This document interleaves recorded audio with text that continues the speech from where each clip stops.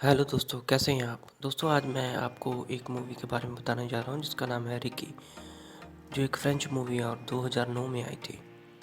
चलिए दोस्तों, स्टार्ट करते हैं। फिल्म की शुरुआत में हम कैरी को देखते हैं, जो एम्बेसी में अपने हस्बैंड के मिसिंग होने की बात कर रही है। उसका कहना है कि उसका हस्बैंड उन्हें उसके परिवार को छोड़ के कहीं चला गया था। वहाँ के ऑफिसर पूछते हैं कि क्या उसने इसके बारे में पुलिस में कंप्लेंट की थी। फिर वो बताते हैं कि वो दोनों एक ही कंपनी में काम करते थे, इसलिए अगर उसने पुलिस में कंप्लेंट की तो उन दोनों की जॉब जा सकती थी और वो इस तरह कुछ भी कमा नहीं पाएंगे। अब हम पास्ट के बारे में देखते हैं कि क्या हुआ था। कैरी अपने बेड की शीट पे सोई है और लीसा जगी हुई है। लीसा आकर के अपनी माँ को कहती है कि उसे भूख लगी है और वो उसके लिए कुछ खाने को बनाए, लेकिन कैरी नहीं उठती है और इस तरह लीसा खुद ब खुद ही किचन में चली जाती है और वो खुद ही अपना ब्रेकफास्ट तैयार करने लगती है। और दूसरी तरफ से कैटी भी आ जाती है। ब्रेकफास्ट ख़त्म होने के बाद कैटी लीज़ा को उसके स्कूल में छोड़ने जाती है और वो उसे ड्रॉप करके फिर वो अपनी फैक्ट्री को चली जाती है। ऑफिस में काम करते हुए वो एक नई एम्प्लॉय को दिखती है। दोनों बहुत दूर से एक दूसरे को दिखते हैं। कैंटीन में लंच करते वक्त भी वो दोनों एक दूसरे को दिखते हैं। फिर वो लंच के बाद दोनों एक दूसरे से मिलते हैं और बात करते हैं। उसने कैरी को अपना नाम पैको बताया। दोनों में बातचीत होती है, वो दोनों अच्छे दोस्त बन जाते हैं और फिर दोनों एक दूसरे से प्यार करने लगते हैं। उन दोनों के संबंध गहरे हो जाते हैं। शिफ्ट में उसे बताया जाता है कि उसे थोड़ा और लेट काम करना पड़ेगा, वर्कलोड बढ़ने की वजह से। ऐसा करने से ही वो लीजा को लेने के लिए बहुत देर रात में पहुंचती है और इसी तरह से उन दोनों का इस तरह से दिन गुजरता था। फिर से उन दोनों का सेम रूटीन होता है, सुबह जागना, तैयार होना, फिर अपनी माँ के साथ स्कूल जाना।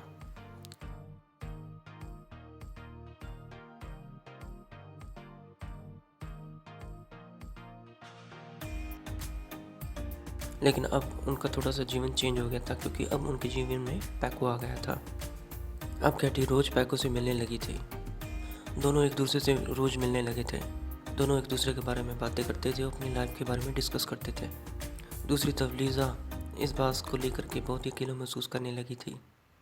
एक दिन डेट से दोनों घर वापस आते हैं और इस बात को लेकर के लीज़ा बहुत ही दुखी होती है और वो उनके कमरे में आ जाती है। और अगले दिन कैटी लीज़ा को उससे इंट्रोड्यूस करवाती है, लेकिन वो पैको को जानकर ज़्यादा खुश नहीं होती, क्योंकि लीज़ा को पैको बहुत ज़्यादा पसंद नहीं आता है। कैटी लीज़ा के कमरे में आकर उसे बताती है कि पैको के आने से उनकी लाइफ को बहुत अच्छा सपोर्ट मिलेगा और उनकी लाइफ बहुत अच्छे से गुजरने लगेगी। लेकिन लीज़ा बिल्कुल भी खुश नहीं होती।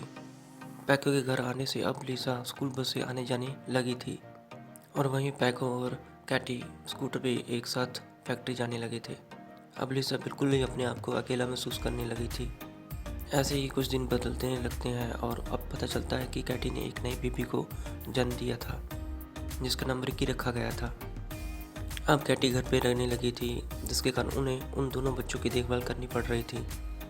वहीं दूसरी तरफ पैको को फैक्ट्री जाना पड़ता और डबल शिफ्ट करनी पड़ रही थी।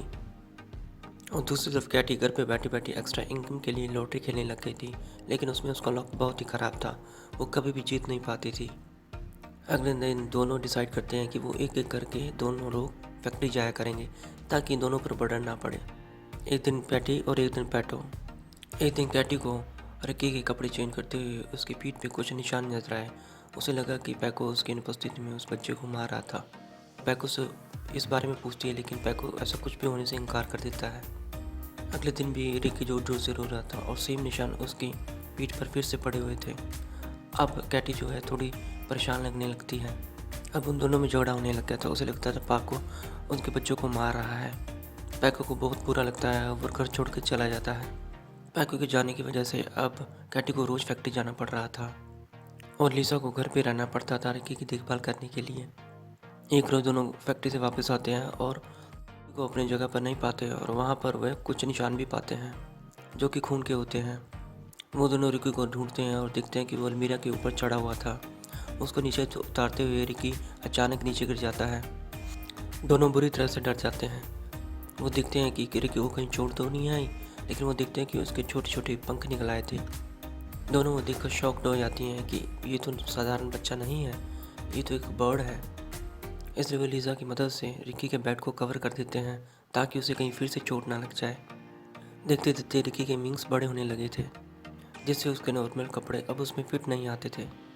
कैटी ने रिकी के लिए ऐसे कपड़े बनाने शुरू कर दिए थे जिसके कारण उसके विंग उसमें से बाहर निकल सकते थे और वो आसानी से उड़ पाए। रिकी को उड़ता देख कैटी और लीसा को भी बहुत अच्छा महसूस होने लगा था। देखते देखते वो बड़ा होने लगा था। एक दिन पार्क और लीसा से मिलने उसके स्कूल आता है, लेकिन लीसा उसे मिलने से बिल्कुल ही इनकार कर देती है क्योंकि वो उसे पसंद नहीं करती है।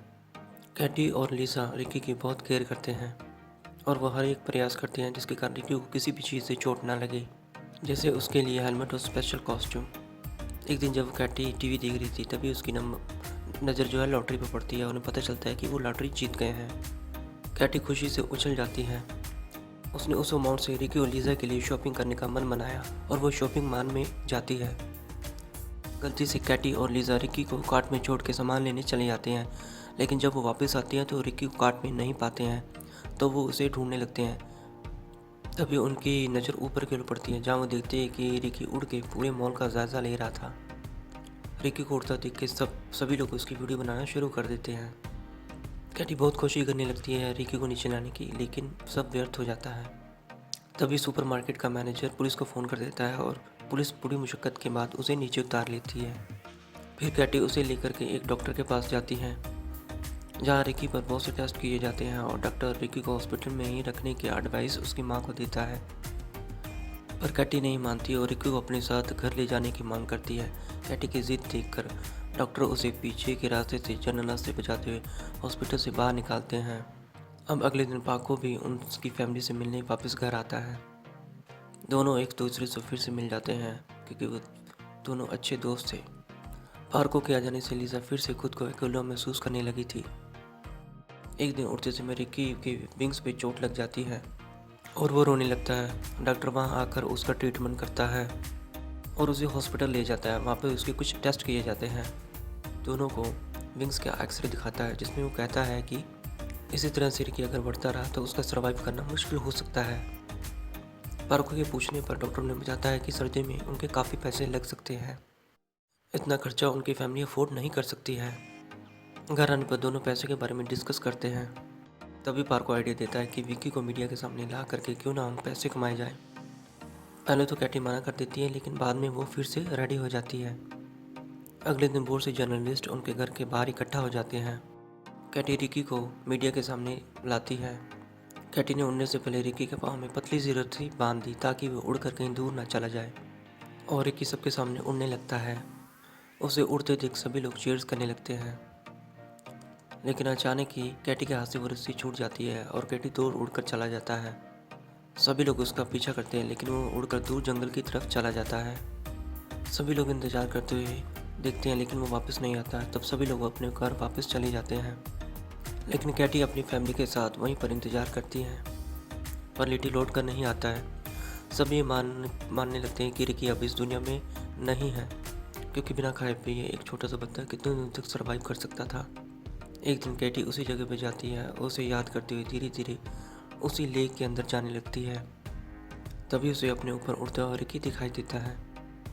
रिकी अब थोड़ा बड़ा हो गया, अब उसके विंग्स और भी थोड़े खूबसूरत हो गए हैं। कैटी जब उसे अपने पास बुलाती है तो फिर से उड़कर वो जंगल की तरफ चला जाता है।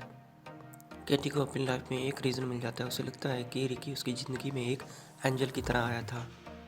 वो घर जाकर पैको और लीजा को हक करती है, और इनके कुछ दिनों पर हम देखते हैं कि कैटी फिर से प्रेग्नेंट है, और वहीं लीजा ने पाको को अब एक्सेप्ट कर लिया है और सभी एक खुशी भरी लाइफ जीने लगते हैं। इसी के बाद ही फिल्म समाप्त हो जाती है।